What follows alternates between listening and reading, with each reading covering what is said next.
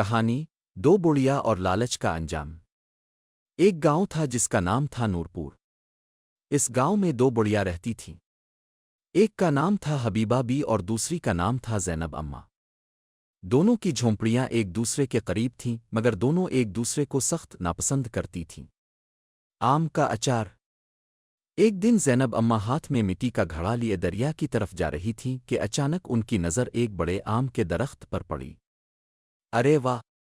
کتنے سارے کچے آم ہیں! آج تو خوب اچار بنے گا۔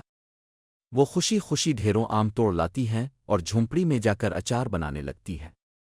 پورے محلے میں اچار کی خوشبو پھیل جاتی ہے۔ ادھر حبیبہ بھی اپنی جھونپڑی میں روٹیاں پکا رہی ہوتی ہے۔ خوشبو آتے ہی بولے، واہ! لگتا ہے زینب نے آج کوئی خاص چیز بنائی ہے۔ ذرا دیکھوں تو سہی۔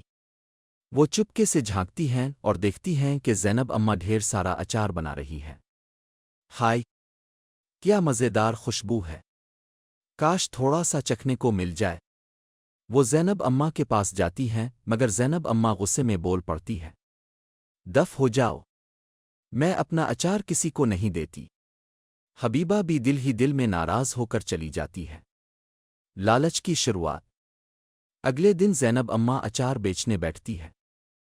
گاؤں والے جمع ہو جاتے ہیں۔ ایک موٹا سا آدمی گلبو آتا ہے اور کہتا ہے، اماں! ذرا چکھنے دو۔ زینب بولی، دو آنے لگیں گے۔ گاؤں والوں کو مہنگا لگتا ہے، مگر خوشبو کے آگے ہار مان جاتے ہیں۔ دیکھتے ہی دیکھتے زینب اماں کا سارا اچار بک جاتا ہے۔ یہ دیکھ کر گاؤں کا حلوائی کالیا جل بھن جاتا ہے، کیونکہ اس کی دکان پر اب کوئی نہیں آتا۔ سازش۔ کالیا دل ہی دل میں سوچتا ہے، میں اس بڑیا کو سبق سکھا کر رہوں گا۔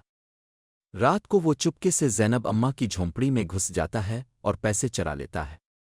ادھر حبیبہ بھی، جنہیں زینب نے ذلیل کیا تھا، غصے میں آ کر اچار میں مرچیں ڈال دیتی ہے۔ ہنگامہ۔ اگلے دن گاؤں والے چیخنے لگتے ہیں، یہ کیا زہر بنا دیا ہے؟ سب زینب اماں کو برا بھلا کہتے ہیں۔ پھر پتہ چلتا ہے کہ پیسے بھی غائب ہیں۔ زینب اماں رونے لگتی ہے۔ معاملہ گاؤں کے سردار اکرم چودھری تک پہنچتا ہے۔ انصاف کی جیت۔ حبیبہ بھی سچ بول دیتی ہے، میں نے مرچیں ڈالی تھیں، مگر پیسے میں نے نہیں چرائے۔ تب فیصلہ ہوتا ہے کہ اصل چور کو پکڑا جائے۔ حبیبہ بھی چال چلتی ہیں اور زینب اماں سے دوبارہ اچار بنواتی ہے۔ رات کو کالیا پھر چوری کرنے آتا ہے اور رنگے ہاتھوں پکڑا جاتا ہے۔ انجام۔ سردار بولتا ہے، یہی ہے اصل چور۔ کالیا ہاتھ جوڑنے لگتا ہے، مجھے معاف کر دو، میں نے حسد میں یہ سب کیا۔ لوگ اسے خوب سبق سکھاتے ہیں۔ صلح۔ زینب اماں روتے ہوئے بولتی ہے، میں نے بھی تمہیں غلط سمجھا، مجھے معاف کر دو حبیبہ بہن۔ حبیبہ بھی مسکرا کر بولے، ہم پڑوسن ہیں، لڑائی اچھی نہیں۔ دونوں گلے مل جاتی ہے۔ سبق۔